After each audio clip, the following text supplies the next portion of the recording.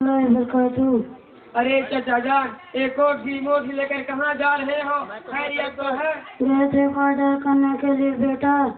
अरे चाचा जान, आप इस उम्र में बाजार गए थे, क्या आपके बच्चे नहीं हैं?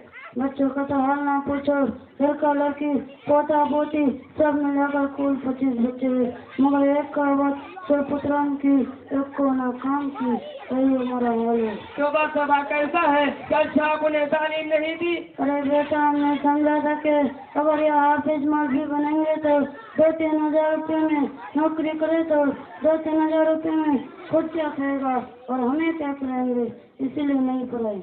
अरे चाचा जान, यह आपकी बहुत गंदी सोच है कि अंग्रेजी पढ़ाएगा तो ही खिला पाएगा और मौलवी बनेगा तो भूखा मर देगा।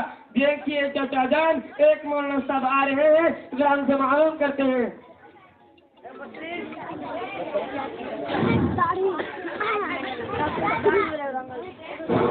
अस्सलामु अलैकुम व रहमतुल्लाहि व बरकातुहू। वालेकुम सलाम रहमतुल्लाहि व बरकातुहू। मौलाना साहब, हम आपकी ही मदद से पढ़ते हैं। क्या चाचा जान कह रहे हैं कि हाफिज मौलवी 2-3 हजार रुपये में नौकरी करे तो खुद क्या खाएगा और बच्चों के क्या खिलाएगा? मौलाना साहब रख समझाइए। ला हौला वला कुव्वता इल्ला बिल्लाह।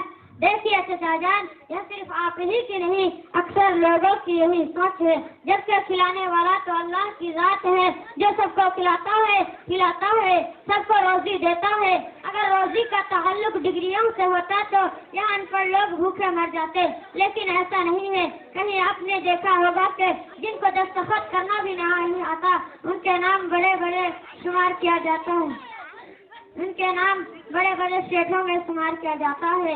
कहीं आपने देखा है मौलवी हाफिज भूखा मर रहा हो, वह खुदकुशी कर रहा हो, लेकिन ऐसा नहीं है। हर जगह उसकी इज्जत होती है। उसके बरखलाफ आपने देखे होंगे बीए पास करने वाला बेकार घूम रहा है, डॉक्टर है लेकिन उसकी डॉक्टरी नहीं चल रही, वकील है उसके पास कस्टमर नहीं आ रहा। क्या ऐसा है ना चाचा जान? आपकी बात तो बिल्कुल ठीक है, मगर मेरे बेटे पोते तो मेरे कहना नहीं मानते, तो मैं क्या करूं? सुनिए चाचा जान, अगर आप उन्हें दिन की तालीम दी होती तो ऐसा नहीं करते, वो आपकी बात मानते, आपकी खिदमत करते। मदरसों में यह सिखाया जाता है कि माँ के कदरों के नीचे जन्नत है, बाप जन्नत का दरवाजा है। चाचा जान कुछ समझ में आई? कुछ आया। अच्छा चाचा, आपको दिन के बारे में कुछ मालूम है? क्या तुम मुसलमान हो? पूछो, मुझे दिन के बारे में सब कुछ मालूम है। अच्छा चाचा, तो बताइए गुसल में कितने फर्ज है? गुसल में 9 फर्ज है। कौन कौन से? नंबर 1 पानी का होना, नंबर 2 मंजन ब्रश का होना, नंबर 3 कपड़ा का होना, नंबर 4 लोटा या बाल्टी का होना, नंबर 5 कपड़ा उतर कर नल पर जाना, नंबर 6 इस्तिंजा करना, नंबर 7 बदल खला जाना, नंबर 8 सबसे आम बात ठंडी में गर्म पानी का होना, नंबर 9 अगर यह सब चीजें नहीं पाई जाए तो गुस्ल नहीं होगा। बस अस्तगफिरुल्लाह, आपने कमाल कर दिया, मुझे बताया नहीं है, पता नहीं है क्या क्या बोल दिया। देखिए चाचा जान, एक मौलाना साहब के साथ बच्चा है, फिर आपसे मालूम करते हैं। तो बताओ गुस्ल में कितने फर्ज हैं? चाचा जान, गुस्ल में 3 फर्ज है।